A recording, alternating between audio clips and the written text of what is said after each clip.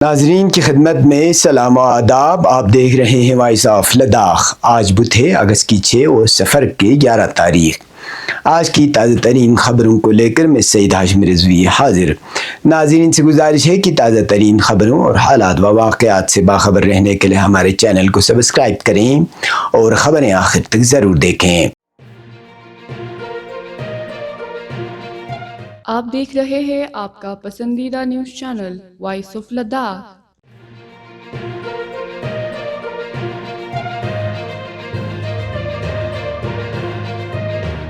عوامی مسائل اور سیاسی حقوق کے لیے سرگرم کرگل ڈیموکریٹک الائنس کی ایک اہم میٹنگ آج شام ہائی لینڈ ہوٹل کرگل میں منعقد ہو رہی ہے. اس میٹنگ میں KDA کے کو چیئرمین حاجی اصغر علی کربلائی سمیت دیگر اہم قائدین اور ممبران کی شرکت متوقع ہے. ذرائع کے مطابق میٹنگ کے ایجنڈے کی تفصیلات سامنے نہیں آئی ہیں، تاہم یہ قیاس کیا جا رہا ہے کہ اجلاس لداخ کے 4 نکاتی ایجنڈے کے تناظر میں منعقد ہو رہا ہے. خاص طور پر اس پس منظر میں کہ مرکزی حکومت کی ہائی پاور کمیٹی کے ساتھ آئندہ بات چیت یا پھر لداخی نمائندوں کو اگلی میٹنگ میں مدعو نہ کیے جانے کے ممکنہ خدشات پر تبادلہ خیال ہو سکتا ہے. واضح رہے کہ جون 2025 میں high power committee apex body اور KDA کے درمیان ہونے والی آخری میٹنگ میں بعض مسائل پر اتفاق رائے ہوا تھا اور مرکزی وزارت داخلہ نے جلد اگلی میٹنگ کی یقین دہانی کرائی تھی. تاہم 2 ماہ کا عرصہ گزرنے کے باوجود اب تک لداخی قیادت کو مذاکرات کے لیے مدعو نہیں کیا گیا ہے، جس پر عوامی حلقوں میں شدید تشویش اور بے چینی پائی جا رہی ہے. یہ بھی امکان ظاہر کیا جا رہا ہے کہ آج کی میٹنگ میں آئندہ لائحہ عمل، احتجاجی جلسہ و مظاہرہ جیسے اقدامات پر فیصلہ کیا جا سکتا ہے. تاہم اس سلسلے میں مزید تفصیلات میٹنگ کے بعد ممکنہ میڈیا بریفنگ کے دوران سامنے آئے گی.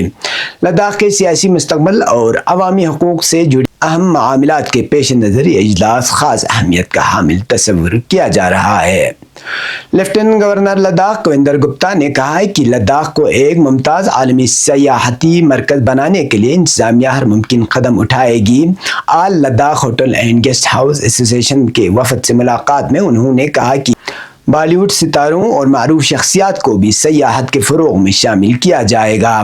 انہوں نے وزیر اعظم نریندر مودی اور وزیر داخلہ امت شاہ کی لداخ سے دلچسپی کا ذکر کرتے ہوئے کہا کہ UT انتظامیہ لداخ دوست پالیسیوں کے تحت عوامی فلاح کے لیے پرعزم ہے. اس موقع پر مختلف وفود بشمول انجمن معین الاسلام، university of Ladakh, taxi operators, آنگن واڑی ورکرز اور HDFC بینک کے نمائندوں نے بھی لیفٹیننٹ گورنر سے ملاقات کی اور اپنے مسائل پیش کیے، جن کے حل کی یقین دہانی کرائی گئی.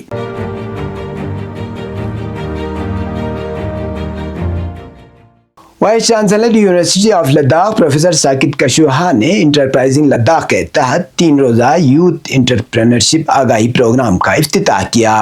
پروگرام کا مقصد نوجوانوں کو خود روزگاری، کاروباری منصوبہ بندی اور مالیاتی خواندگی سے آراستہ کرنا ہے. یہ program entrepreneurship development institute of India Ahmedabad کے اشتراک سے منعقد کیا جا رہا ہے، جس میں ماہرین، مقامی کاروباری شخصیات اور EDII فیکلٹی نے سیشنز لیے. پروگرام میں مصنوعات کی ڈیزائننگ، پیکیجنگ اور پائیدار پر بھی عملی مظاہرہ شامل رہے. یہ مہم لداخ کی تمام 7 اضلاع میں نوجوانوں کو روزگار فراہم کرنے والا بننے کے لیے متحرک کرے گی.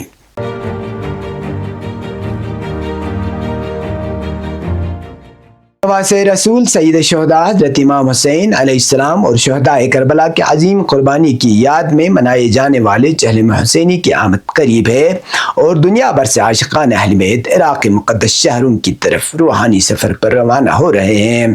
اس عظیم موقع پر ایران، پاکستان اور عراق کے ہمسایہ ممالک کے علاوہ دنیا بھر سے لاکھوں زائرین نجف اشرف سے کربلا تک 80 کلومیٹر طویل پیدل مارچ میں شرکت کرتے ہیں، جسے مشی کہا جاتا ہے.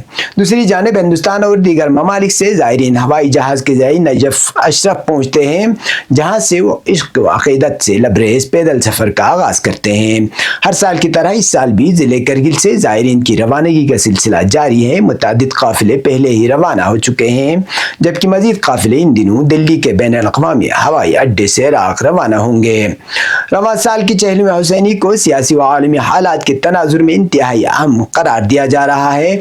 اسلامی جمہوریہ ایران کے خلاف امریکہ و غاصب صہیونی حکومت کی جارحیت نے نہ صرف عالم اسلام کو جھنجھوڑا ہے بلکہ امام حسین علیہ السلام کے حقیقی پیروکاروں میں جذبہ شہادت، ایثار اور بیداری کی نئی روح پھونک دی ہے۔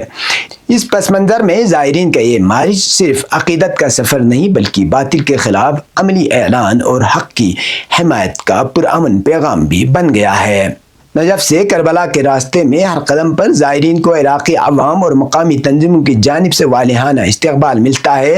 جگہ جگہ سبیلیں، کھانے کی تقسیم، طبی کیمپس قیام اور آرامگاہ کی بہترین انتظامات اور بیلوس خدمات کا جذبہ دیکھنے کو ملتا ہے، جو اس سفر کو ایک روحانی و معنوی تجربہ بنا دیتا ہے۔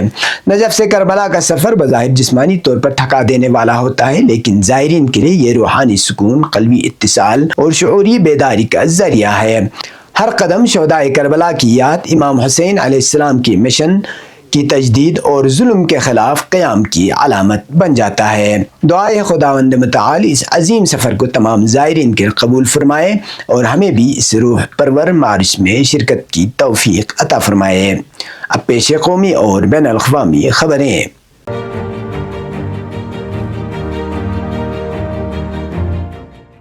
کانگریس کے رکن پارلیمنٹ نے الزام لگایا کہ تحقیقات میں مالی روابط کا انکشاف ہونے کا خطرہ ہے۔ ایکس پر ایک پوسٹ میں راہل گاندھی نے لکھا، بھارت براہ کرم سمجھے، صدر ٹرمپ کی بار بار دھمکیوں کے باوجود پی ایم مودی کی ان کے سامنے کھڑے نہ ہونے کی وجہ اڈانی کے خلاف جاری امریکی تحقیقات ہے۔ راہل گاندھی نے اپنے پوسٹ میں مزید لکھا ہے کہ ایک خطرہ مودی اے اور روسی تیل کے سودوں کے درمیان مالی روابط کو بے نقاب کرنا ہے۔ مودی کے ہاتھ بندھے ہوئے ہیں۔ ٹیرف پر جاری کشیدگی کے درمیان امریکی صدر ڈونلڈ ٹرمپ نے پیر کو اعلان کیا کہ امریکہ بڑی مقدار میں روسی تیل خریدنے پر ہندوستان پر ٹیرف میں کافی اضافہ کرے گا۔ انہوں نے دعویٰ کیا کہ اس تیل کا زیادہ حصہ کھلے بازار میں بھاری منافع کے لیے فروخت کیا جا رہا ہے۔ ٹرمپ نے ٹروتھ سوشل پر لکھا کہ بھارت نہ صرف بڑے پیمانے پر روسی تیل خرید رہا ہے، اس کے بعد وہ خریدے گئے زیادہ تر تیل کو کھلے بڑے منافع کے لیے فروخت کر رہا ہے۔ انہیں اس بات کی کوئی پرواہ نہیں ہے کہ یوکرین میں کتنے لوگ روسی جنگی مشین کے ہاتھوں مارے جا رہے ہیں۔ اس کی وجہ سے میں بھارت کی طرف سے ادا کردہ ٹیرف میں خاطر خواہ اضافہ کروں گا۔ اس معاملے پر امریکہ کی توجہ کے لیے آپ کا شکریہ۔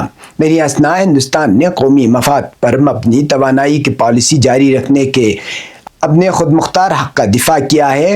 حکومت ہند نے واضح کیا ہے کہ ہندوستان کی توانائی کی خریداری مارکیٹ کی حرکیات اور قومی مفادات کے تحت ہوتی ہے۔ وزارت خارجہ کے ترجمان رندھیر جیسوال نے گزشتہ ہفتے ٹرمپ کے روسی تیل کی خریداری پر جرمانے کے اعلان پر سوالات کا جواب دیتے ہوئے کہا کہ آپ توانائی کے حصول کی ضروریات کے بارے میں ہمارے وسیع نقطہ نظر سے واقف ہیں کہ ہم مارکیٹ میں دستیاب چیزوں اور موجودہ عالمی صورتحال کو دیکھتے ہیں، ہم کسی بھی تفصیلات سے واقف نہیں ہیں۔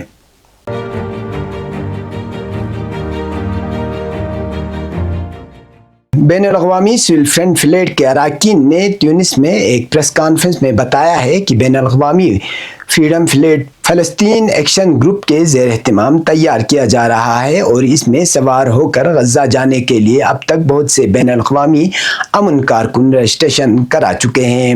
اس بین الاقوامی فریڈم فلیٹ کے منتظم حیفا منصوری نے تفصیلات بتاتے ہوئے کہا کہ دنیا کی مختلف بندرگاہوں سے چھوٹی بڑی 10 کشتیاں تاریخ کے اس سب سے بڑے بین الاقوامی سول فریڈم فلیٹ میں غزہ کی جانب روانہ ہوں گی۔ انہوں نے بتایا کہ اس بین الاقوامی سول فریڈم فلیٹ کا مقصد غزہ کا غیر قانونی محاصرہ توڑنا، انسانی دوستانہ امداد کے لیے ایک کوریڈور بنانا اور فلسطینی عوام کی نسل کشی روکنا ہے۔ انہوں نے بتایا کہ اس بین الاقوامی سول فریڈم فلیٹ کے تحت پہلا کارواں 1 اگست کو اسپین سے اور دوسرا کارواں 4 ستمبر کو تیونس سے غزہ کی جانب روانہ ہوگا۔ اس بین الاقوامی سول فریڈم فلیٹ ایک اور منتظم سیف ابو شیخ نے بتایا کہ اب تک 6000 امن کارکن اس فریڈم فلیٹ میں شمولیت کے لیے رجسٹریشن کرا چکے ہیں۔ یہ تھے اب تک کی خبریں، اسی کے ساتھ مجھے اور میرے ساتھیوں کو دیجیے اجازت۔ اللہ حافظ۔